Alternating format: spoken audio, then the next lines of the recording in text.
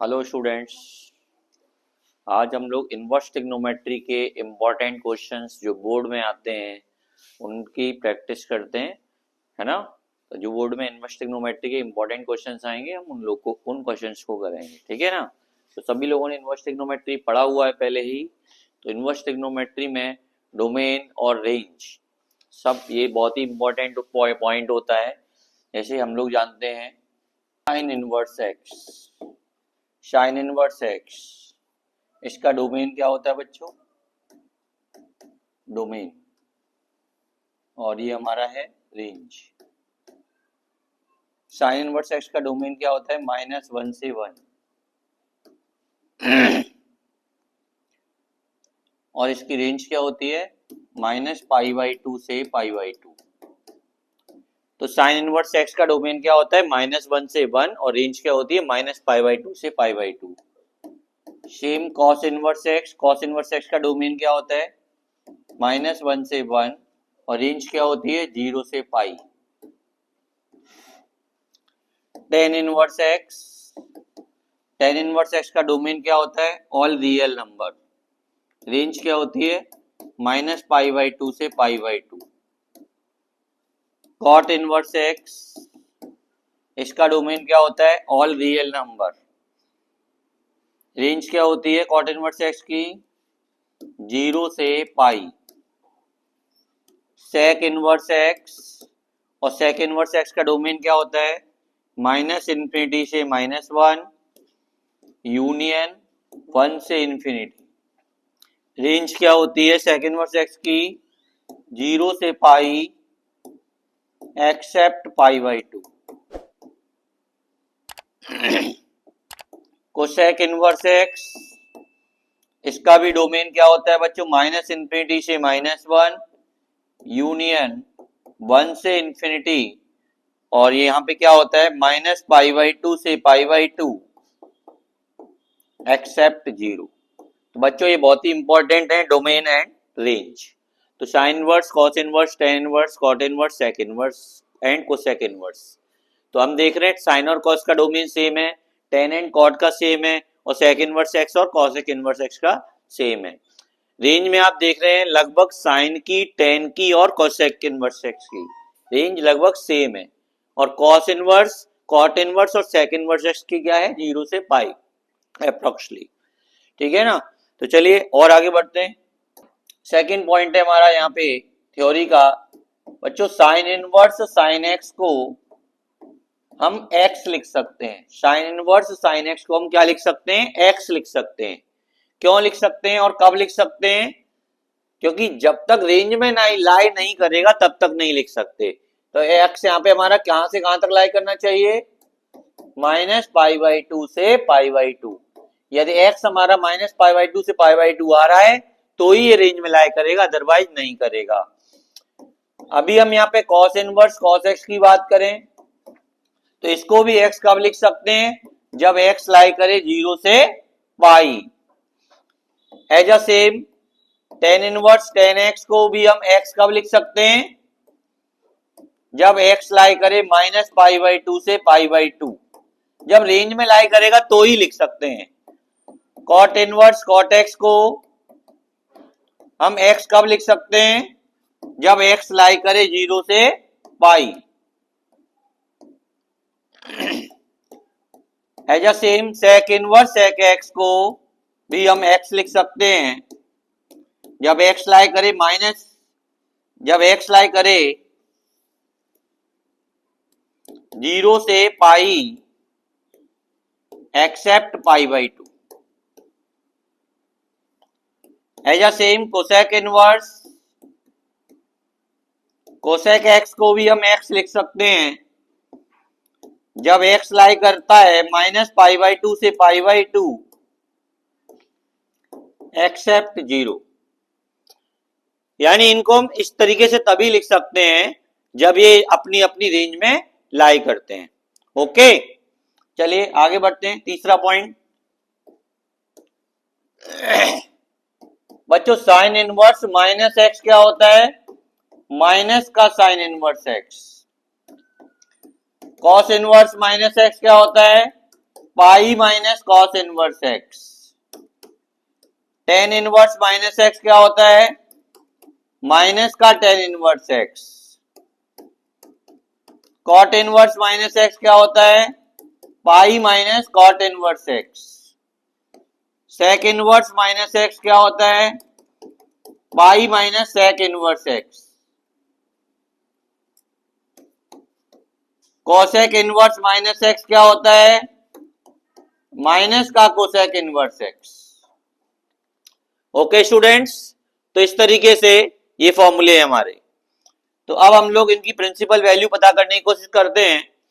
तो जैसे अभी हमारे सामने कोई क्वेश्चन आया साइन इनवर्स 1/2,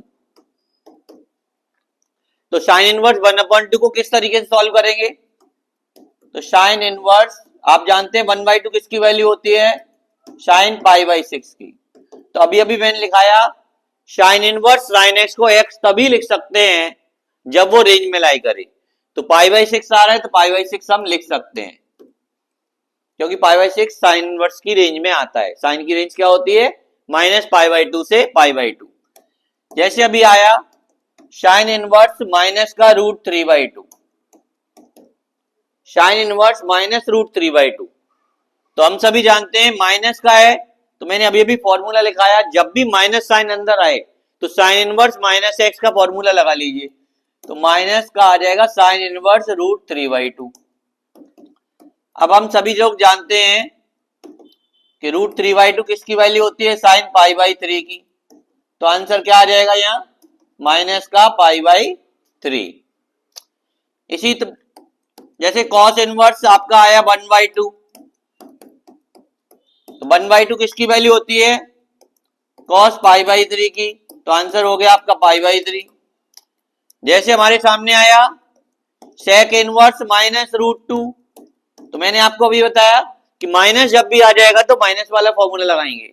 तो सेक इनवर्स -x क्या होता है? Pi minus sec inverse x, यानी पाई माइनस सेक इनवर्स √2। तो √2 किसकी वैल्यू होती है सेक में? सेक पाई/4 की। तो ये आपका आ गया पाई माइनस पाई/4, यानी 3 पाई/4। एज सेम जैसे अभी हमारे सामने आया टेन इनवर्स 1 माइनस का 1, तो ये हो गया माइनस का टेन इनवर्स 10 पाई/4। तो इसको हम लिख सकते हैं माइनस का पाई/4। तो बच्चों इस टाइप के क्वेश्चंस आप लोग कर लेंगे सभी प्रिंसिपल वैल्यू वाले। तो इस तरीके से हम प्रिंसिपल वैल्यू सबकी निकाल सकते हैं। तो एक टाइप के क्वेश्चंस तो ये होते हैं, ठीक है ना। चलिए अब दूसरे टाइप के क्वेश्चन देखते हैं। जैसे हमारे सामने आया साइन इनवर्स साइन 2 पाई/3, साइन इनवर्स साइन 2 पाई/3। तो अभी हम देख रहे हैं कि ये 2 पाई/3 है। अब 2 पाई/3 रेंज में लाई नहीं करता, क्योंकि साइन की रेंज क्या होती है? -पाई/2 से पाई/2। अब 2 पाई/3 रेंज में लाई नहीं कर रहा है भाई। 2 पाई/3 डज नॉट बिलोंग्स टू क्या होती है? -पाई/2 से पाई/2, इसमें नहीं आ रहा है। अब क्या करें? तो इसको रेंज में लेके आएंगे। तो रेंज में लेके आएंगे तो कैसे लाएं? हम इसको पाई माइनस पाई/3 लिख सकते हैं,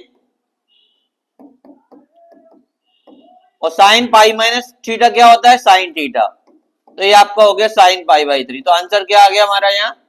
पाई/3, क्योंकि पाई/3 रेंज में आ रहा है। ठीक है बच्चों, जैसे अभी मान लो आ जाए टेन इनवर्स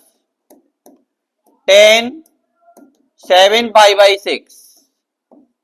अब हम जानते हैं 10 की रेंज क्या होती है? क्या होती है भाई 10 की रेंज? -पाई/2 से पाई/2। तो 7 पाई/6 रेंज में आ रहा है? नहीं आ रहा है। नहीं आ रहा है तो फिर क्या करें? हम सभी जानते हैं इसको लिख क्या सकते हैं हम लोग? क्या लिख सकते हैं इसे? 10 इनवर्स 10, हम इसे लिख सकते हैं पाई प्लस पाई/6, पाई प्लस पाई/6। तो 10 इनवर्स, तो 10 180 प्लस थीटा क्या होता है? माइनस का 10 थीटा। तो माइनस का 10 पाई/6। तो माइनस साइन को बाहर ले लीजिए या इसमें अंदर ले लीजिए। तो ये आपका आ गया tan इनवर्स tan π/6। तो आंसर हमारा क्या आया यहाँ -π/6। ओके, और देखिए जैसे अभी क्वेश्चन आया cos inverse cos 3π/4, cos inverse cos 3π/4। तो हम लोग इसको क्या लिख सकते हैं, अब 3π/4 रेंज में आ रहा है ना, ये तो डायरेक्ट ही आ रहा है क्योंकि cos की रेंज क्या होती है, 0 से पाई होती है। तो 3π/4 रेंज में आ रहा है, इसलिए इसका आंसर क्या हो जाएगा, 3π/4 ही हो जाएगा। जैसे अभी क्वेश्चन आया cos इनवर्स cos 11π/6, तो ये रेंज में नहीं आ रहा है क्योंकि पाई से ऊपर चला गया। तो हम इसको क्या लिख सकते हैं, cos को cos इनवर्स cos 2π - π/6 लिख सकते हैं। तो ये आपका आ गया cos inverse cos π/6, 360 plus minus theta क्या होता है, cos थीटा ही होता है। तो इसलिए इसका आंसर क्या हो गया, π/6। जैसे आया sec inverse sec 7π/4, sec inverse sec 7π/4, तो ये रेंज में तो आ ही नहीं रहा है। तो हम इसे क्या लिख सकते हैं, 2π - π/4, और 2π - π/4 हो गया। तो ये भी आप जानते हैं sec पॉजिटिव होता है, इसलिए sec π/4 हो गया। तो इसलिए इसका आंसर क्या आया, π/4। ओके स्टूडेंट्स, तो एक दूसरे टाइप के क्वेश्चंस ये वाले होते हैं। चलिए अब हम लोग आगे बढ़ते हैं तीसरे टाइप के क्वेश्चंस पे। अब जैसे आपसे पूछा जाता है कि किसी भी फंक्शन का डोमेन बताइए। जैसे आपको दिया sin इनवर्स 2x - 3, इसका हमें डोमेन बताना है। sin इनवर्स 2x - 3, यहां डोमेन बताना है। डोमेन मींस x की वैल्यू, या x की वैल्यू क्या एप्लीकेबल है। तो हम लोग सभी जानते हैं sin इनवर्स x का डोमेन क्या होता है। sin इनवर्स x का डोमेन क्या होता है, -1 से 1। तो यहाँ x का काम कौन कर रहा है, 2x - 3। तो इसका मतलब हमारा जो 2x - 3 है ये आपका आएगा -1 से 1। 2x - 3 कितना आएगा, -1 से 1, क्योंकि sin इनवर्स x का डोमेन क्या कर रहा है, तो होता है -1 से 1। तो यहाँ पे x का काम कौन कर रहा है, 2x - 3, इसलिए हमने इसको लिख दिया -1 से 1। अब हमें क्या निकालना है, x की वैल्यू। तो 3 सब में प्लस कर दीजिए, तो ये आपका 2 आ गया, ये 2x और ये 4 आ गया। अब हम 2 से डिवाइड कर सकते हैं, तो ये देखिए आपका डोमेन आ गया फंक्शन का, कितना आ गया, 1 से 2। Okay, is that clear. As a same fx equal to, जैसे मान लीजिए लिखा है sin इनवर्स माइनस का x²। तो इस बार -1 से 1 कौन होगा, -1 से 1। अब माइनस लगा हुआ तो पहले माइनस हटाना है, तो साइन चेंज हो जाएगा। और हम सभी जानते हैं x² -1 से 1 नहीं, 0 से 1 लाई करता है, क्योंकि स्क्वायर हमेशा पॉजिटिव होते हैं। तो x² हमारा क्या लाई कर रहा है, 0 से 1, और x² 0 से 1 है, तो इसका मतलब x क्या हुआ, -1 से 1। तो डोमेन क्या हो गया फंक्शन का, -1 से 1। डोमेन क्या हो गया, -1 से 1। चलिए नेक्स्ट क्वेश्चन देखते हैं। जैसे fx इक्वल टू लिखा है 2 cos inverse x plus cos inverse 2x, इसका डोमेन निकालना है। तो बेटा जब दो फंक्शन अलग अलग आते हैं तो हमें दोनों का अलग अलग डोमेन निकालना होता है। जैसे बात करें हम 2 cos इनवर्स x की, तो यहां पे x लाई करेगा क्या, -1 से 1। और बात करें cos इनवर्स 2x की, तो यहां पे 2x लाई करेगा -1 से 1। तो x क्या हो गया, -1/2 से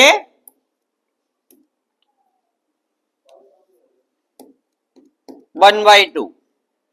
तो यहां पे x क्या आ रहा है हमारा, -1/2 से 1/2। अब दोनों में हम क्या कर लेंगे, कॉमन कर लेंगे। तो मेन जो डोमेन होगा फंक्शन का वो क्या होगा, -1 से 1 इंटरसेक्शन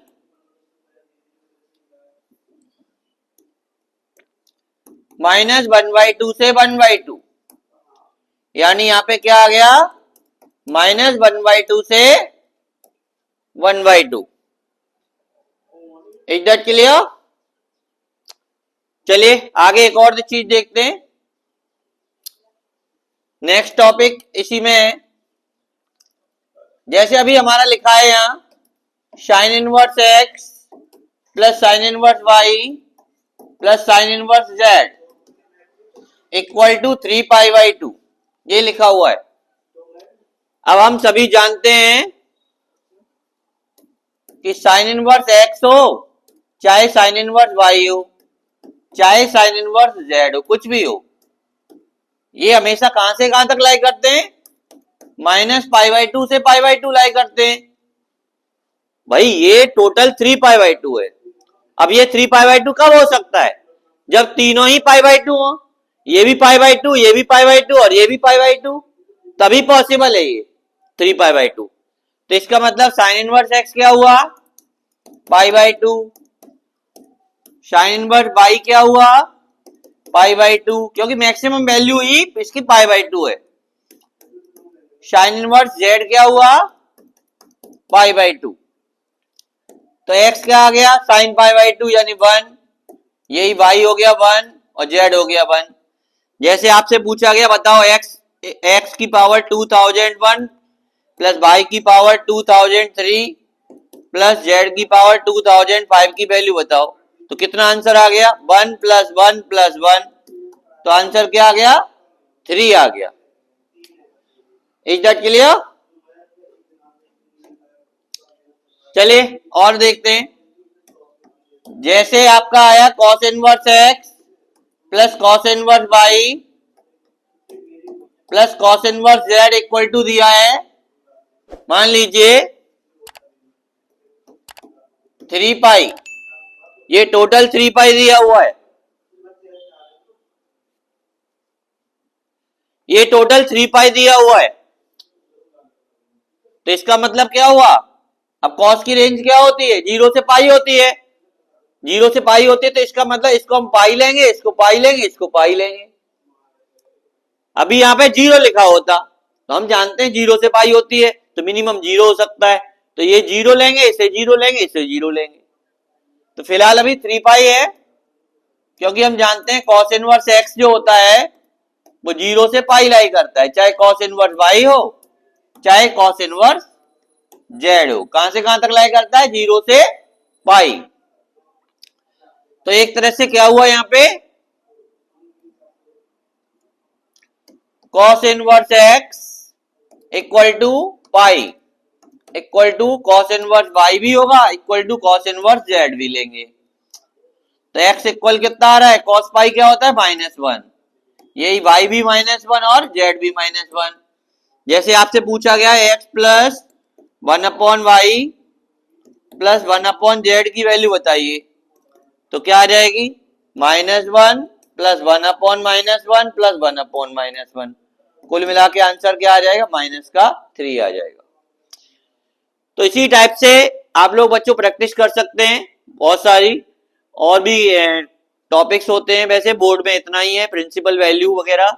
इसमें एक टॉपिक और भी आता है जिसमें हम सब्स्टिट्यूट करते हैं एक्स की वैल्यू को और उसको सिंपलेस्ट फॉर्म में ब्रेक करते हैं, तो मैं नेक्स्ट वीडियो में उसको क्लियर कर दूंगा।